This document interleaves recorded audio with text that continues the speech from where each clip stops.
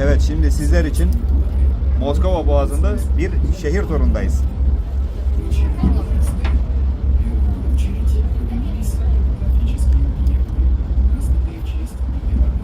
Şu an bir teknedeyim. Ve şimdi size o meşhur sözleri yine söylemek istiyorum. Vнимание! Говорит и показывает Москва.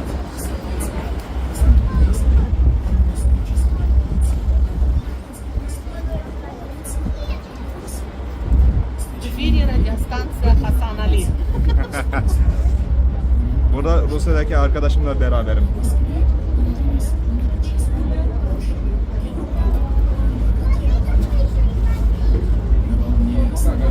Şu an ben böyle bir video çekeceğimi planlamıyordum. Dolayısıyla stabilizatör getirmedim. Videoda titremeler olabilir. Bunun için özür dilerim.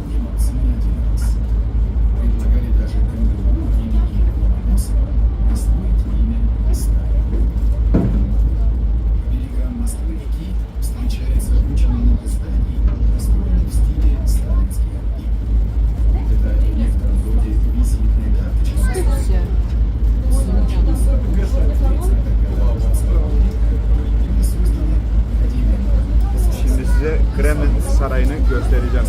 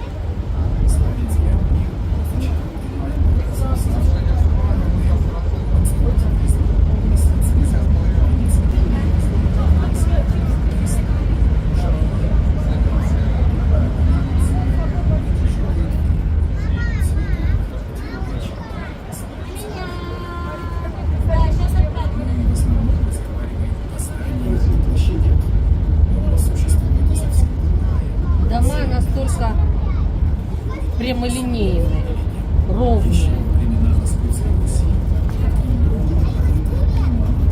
Рядом храм. Дом, рядом храм. Bakın burada kiliseler var.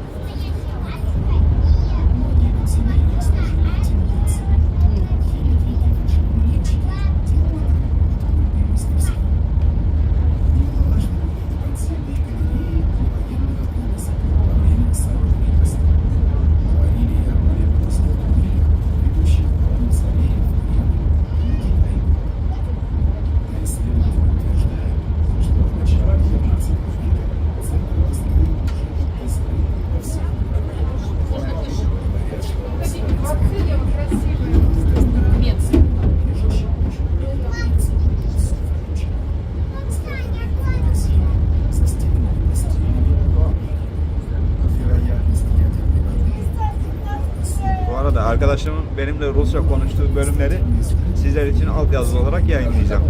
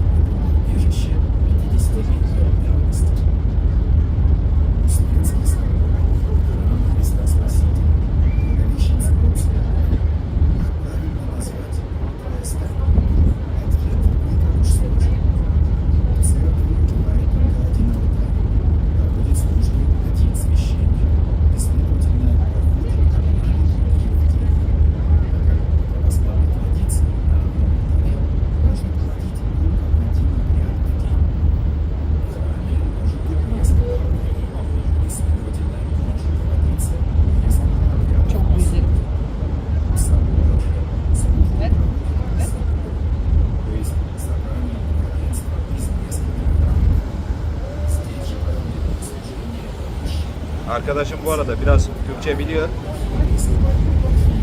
Onu da söyleyeyim.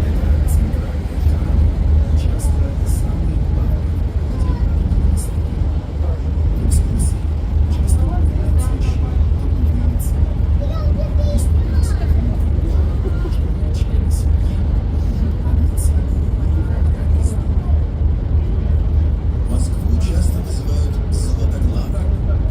Многие задаются вопросом, зачем тратить такие средства на золочение куполов православных храмов? Объяснение в самом деле несложно. В давние времена, еще до монгольского нашествия, не умели делать кровельное железо. А когда смогли, долго не могли научиться защищать его от коррозии. А золото, как известно, не окисляется. Поэтому искусные российские мастера покрывали железо тончайшим слоем соли, чтобы купола не ржавели и дольше служили. Это была дорогая процедура. Поэтому часто позолоченное железо заменяли осиновым лемесом. Осина не гниет и стоит долго. Но, конечно, не обеспечивает такой нарядности и праздничности, как золото. Теперь покрытие куполов золотом Keşke hep burada yaşasaydım ya. Однако и здесь находит себе место новые Keşke технологии. hep Купола burada храма Христа yaşasaydım. Спасителя, например, после реставрации не позолочены, Bazen böyle Türkçe pratik yapıyoruz. нитритом титана с источником Beni iyi anlıyor. увеличить срок службы. На нашем маршруте мы видим много храмов и церквей. Форма их куполов имеет символический смысл. Шлемовидные купола напоминали о воинстве, духовной брани, которую церковь ведет с силами зла и тьмы. Форма луковицы, очень часто встречающаяся, это символ пламени свечи, слов Христа, вы свет мира. А яркая раскраска куполов на храме Василия Блаженного говорит о красоте небесного Иерусалима. Все мы привыкли к позолоченным куполам православных церквей, поэтому часто сильно удивляемся, увидев храм с верхушками другого цвета. Хотя символика здесь несложная. Золотые купола были у главных храмов, Moskova hep посвященных kalbimde olacak ya, и her zaman. десятым праздникам. Поэтому Kesinlikle her insanın большинство церквей gelip görmesi gereken bir yer. Синие со звездами купола венчают храмы, посвященные Театр Богородице, эстрады. так как звезды напоминают о рождении Христа от Девы Марии. Зеленый – цвет Святого Духа, поэтому троицкие храмы имели Bu arada burada özellikle а храмы, посвященные Novodevичi mezarlığına gittiğinizde bir tane Türk'ün mezarını görebilirsiniz. Kimdir o kişi? Ünlü yazar Nazım Hikmet. это символ. Ünlü şair daha doğrusu. Часто, говоря о главном парке или загородном доме, мы говорим, что раньше он был усадьбой. Истории первые усадьбы появились очень давно. И храм. Когда царь мог дать слуге вместо Bakın burada da yine bir kilise var. который можно было продавать, а продукт весь происходил для себя. Если земли были выданы на время службы какой-то солдат, их называли поместьем. Владелец такой территории устроит дом, можно разбить рядом с ним. Однако, по сути, в это время усадьба начали христианство, где сеяли, молотили, продавали землю. Во времена Петра I усадьба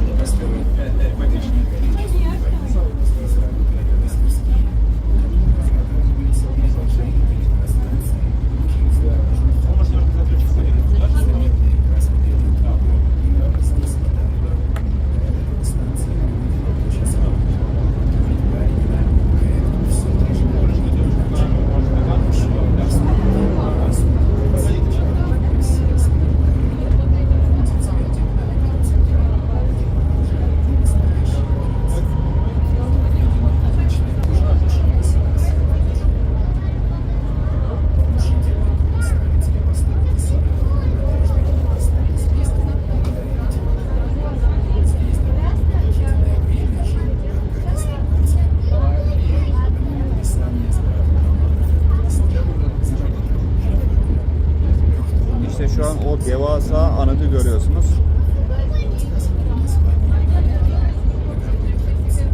Конфеты. Burada bir yerde minik bir konser de var şu an.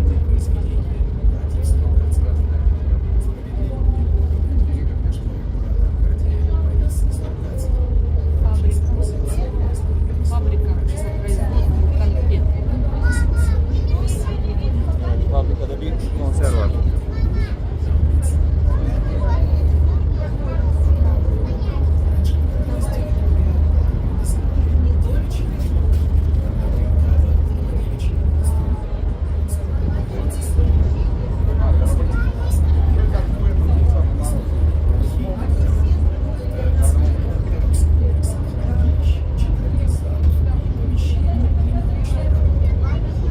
Сейчас активный городок. Российской Федерации. Чуть меньше 6,5 миллионов людей. Уникальный документ в истории России. Комиссионеры с первым упоминанием в Москве. Дневники, письма, мемуары императора. Следственные дела КГБ. Документы высшего управления СССР. Позитивной Российской Федерации. Yani bu benim hayatımda gördüğüm gerçekten en büyük anıt. Bu arada Çar 1. Petro'nun mezarı Petersburg şehrinde bulunuyor. Bunu da söyleyeyim.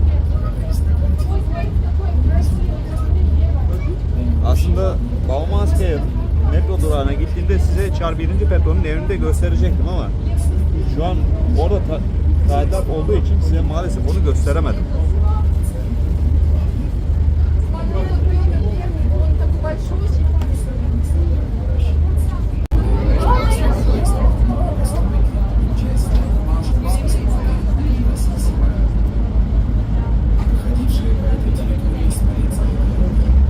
Твой телефон здесь еще стабильно. У меня зарядка есть.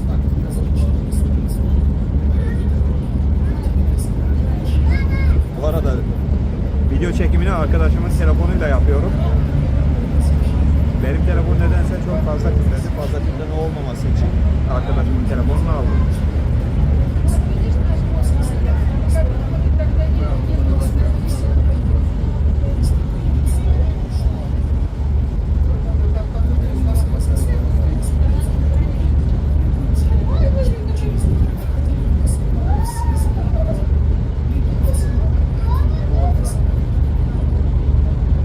Жители Городовика слушались музыку. Отсюда ямщики выезжали на свободные поезд прокатил. Ведь ямщики выступали официально за в связи с перенесением столицы в начале 18 века Смоленская дорога стала менее Такой можно, да? Вот. Стоит. Хочешь выше поднять?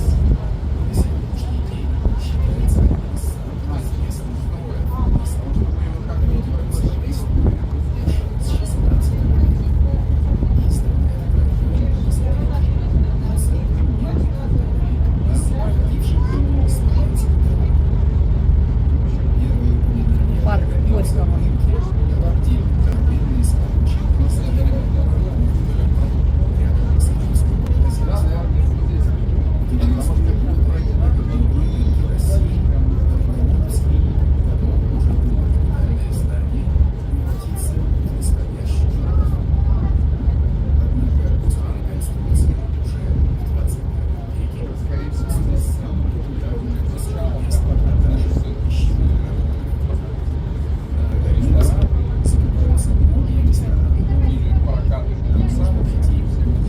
Один человек сколько стоит рублей? Хочу сказать по видео. Билеты сколько стоит рублей? 1000. Evet. Цены на билеты разные.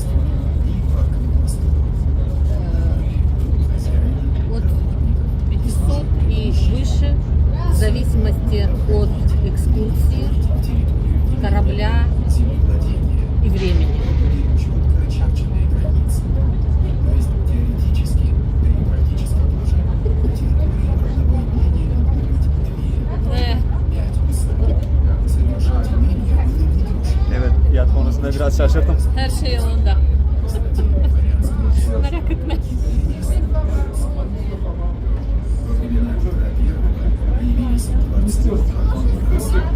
Yani biz şu an burada bir tura katıldık.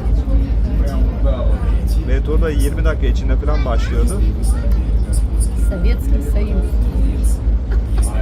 Evet, burada Sovyetler Birliği adı verilen bir tekneyi görüyorsunuz.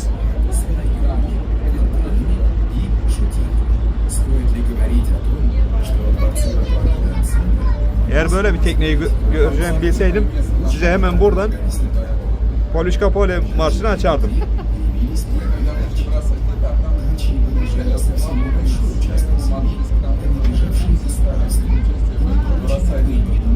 Один человек сейчас 1000 рублей, да? Evet. Buraya bir kişilik giriş ücreti 1000 ruble. Если вы любите посмотреть на Москву с неожиданного ракурса трамвая, это маршрут Evet, sağ tarafında gerçekten harika bir manzara var ya. от чего и получил такое название. Второе деяние Вахтова кольца «Кольцо». Его уже больше 100 лет маршрут неоднократно меняли. Evet, Однако и сейчас şimdi daha yakından göstereceğim size. увидеть лучшие виды Москвы. Аннушка увековечена в романе Михаила Булгакова Bakar «Мастер mısınız? Ne kadar güzel. Именно под трамваем маршрута А погиб председатель Моссолида и владелец нехорошей квартиры Михаил Александрович Берлиоз в начале романа. Evet, şu ortadaki binada Sovyetler Birliği'nin arması var. Sağdaki ve soldaki binalarda da Rusya'nın arması var. Суздальских князей, например, İki tane çift başlı kartal var. Ярославских медведей. Эти родовые символы стали достопримечательными и были знаком главного города княжества. За границей они считались культурными гербами, хотя на Руси такого понятия не было.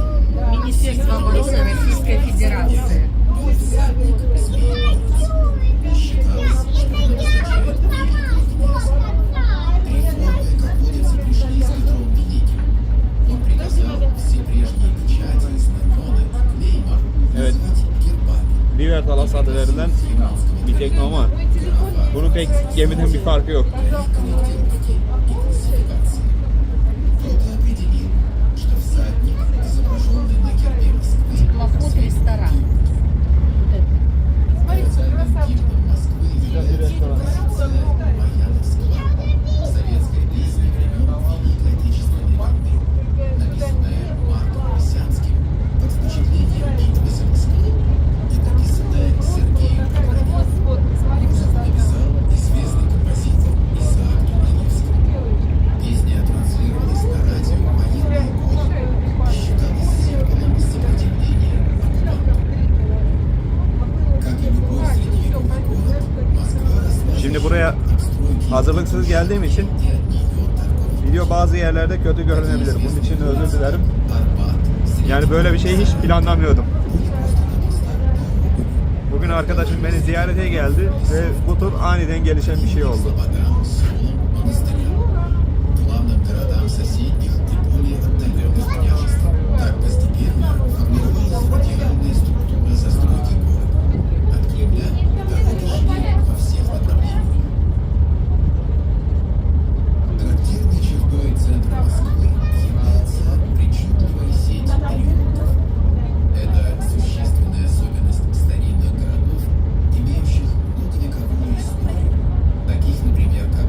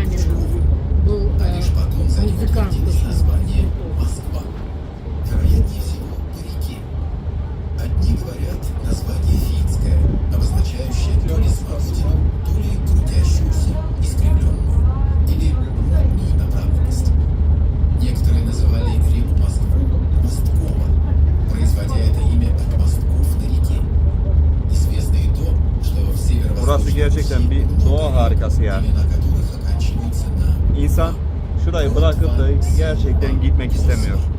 А «ва» по-фински значит «вода». Отсюда вывод: город назвали Москвой по реке, а реку назвали Москвой по неустановленным пока причинам. Москву часто называют городом на семи холмах. Это произошло потому, что древние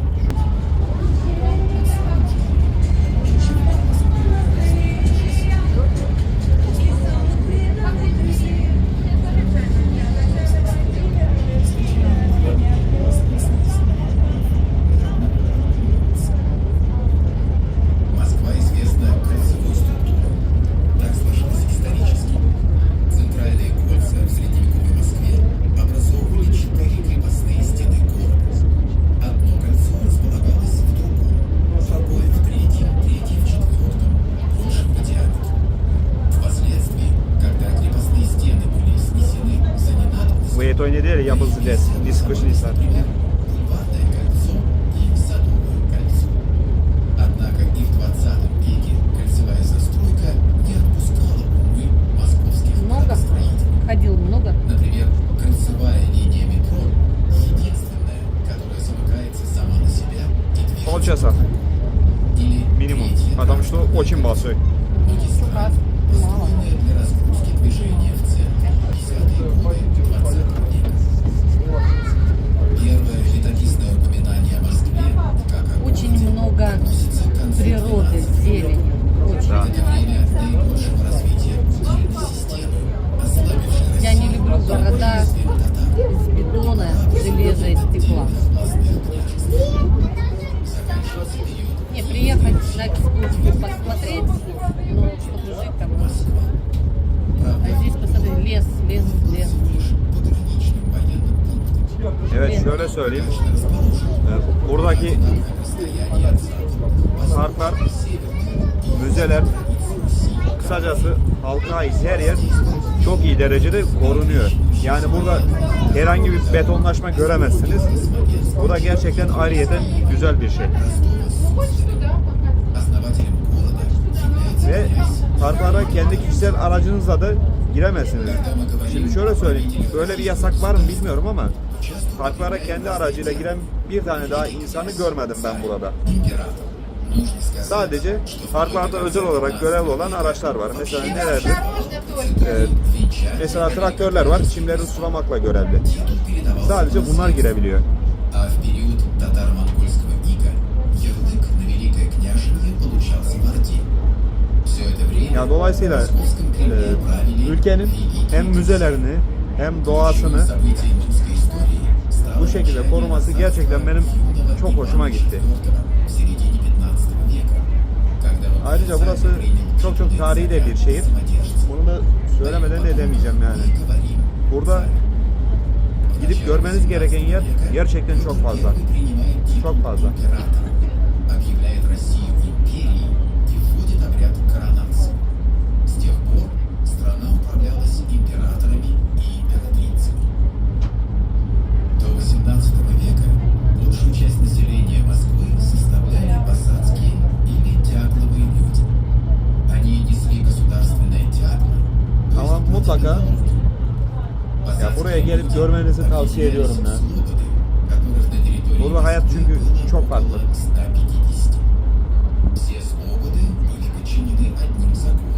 Mesela şu an Ukrayna'da bir savaş var.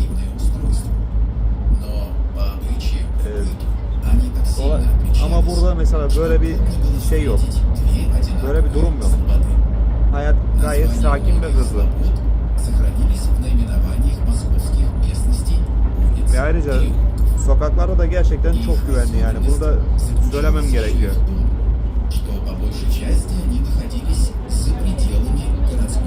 Siz kurallara uyduğunuz sürece herhangi bir problem yaşamazsınız.